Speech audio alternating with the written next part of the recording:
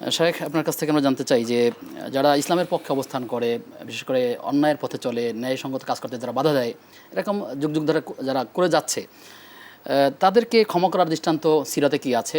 আর এই ক্ষমা করাটা কোন ধরনের কাজ এবং এটা কোন স্তর থেকে মূল্যায়ন করবেন আপনি?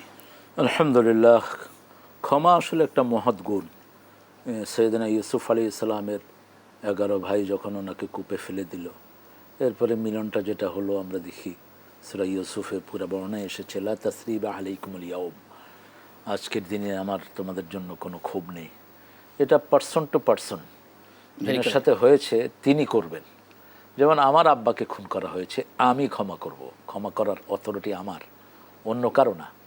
তো একজন কোনো লিডার যদি বলে যে আমরা ক্ষমা করে দেব, ওনার দৃষ্টিতে ওনাকে যারা কষ্ট দিচ্ছে হয়তো ওনার পক্ষ থেকে উনি সেটা ক্ষমা করার ঘোষণা দিতেই পারেন। রাসূল সাল্লাল্লাহু আলাইহি ওয়াসাল্লাম যেটা দিলেন ফতে মক্কাতে দিলেন যে লা তাসরিবা আলাইকুমুল ইয়াউম, আমার ভাই ইউসুফ আলাইহিস সালাম। সাধারণ একটা উক্তি হতে পারে, বিষয়টি এরকম কিনা? সাধারণ মানে নিজের জন্য ক্ষমা তো সবসময় মহত্বের লক্ষণ। তো ক্ষমা করলে যদি একটা মানুষ ফিরে আসে দিনের পথে, এর চেয়ে বড় নিয়ামত তার কিছু হতে পারে না। কিন্তু যাদের ফিরে আসার কোনো সম্ভাবনা নেই এবং যাদেরকে ক্ষমা করে দিলে ওদের ওই অপরাধটা আরো বেড়ে যাবে, তারা দুর্বল মনে করতে পারে। হ্যাঁ, যেমন রাসূল সাল্লাল্লাহু 15 জনকে বলছে যেখানে পাও হত্যা করো, এবং বলেছেন যে কাবার গেলাপও যদি ধরে থাকে সেখানে হত্যা করো। এই 15 জন কত বড় ক্রিমিনাল ছিল ফতে মক্কার পরে। এরপরে যারা ওখান থেকে ওই 15 জনের মধ্য থেকেও যারা ওনাকে ধরেছেন বিভিন্ন সময়, তিনি মাফ করে দিয়েছেন। এখন যে সিনার, তাকে রিগ্রেট করতে হবে যে আমি অপরাধ করেছি, আমার এটা অপরাধ ছিল, অনুতপ্ত হতে হবে, অবশ্যই তাকে অনুতপ্ত হতে হবে। তা নাহলে ক্ষমার প্রশ্নই আসে না। সে তো এটা স্বীকৃতি দিচ্ছে না যে সে খুব অ্যাডামেন্ট, আমি যা করেছি ঠিকই করেছি, শয়তানের মতো। আবা ওয়াস্তাকবারা ওয়া কানা মিনাল কাফিরিন, অস্বীকার করেছে, অহংকার করেছে, এদের জন্য তো কোনো ক্ষমা নেই। এখন কেউ যখন ক্ষমার ঘোষণা করে, ওটা তার কাছে পার্সোনালি জিজ্ঞেস করা দরকার, আপনার ক্ষমায় বল ওইটা কতটুকু। আমাদের দেশে যে প্রেসিডেন্টের ক্ষমার জন্য যায়, এটা কোন পাগলামি এটা?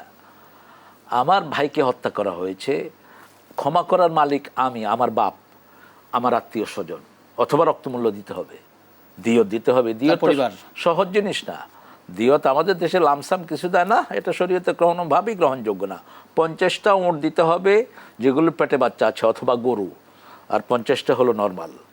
তো প্রায় কয়েক কোটি, 1-1.5 কোটি টাকার ব্যাপার হয়ে যায় এখানে, যাতে করে তার পুরো ফ্যামিলিটা চলতে পারে।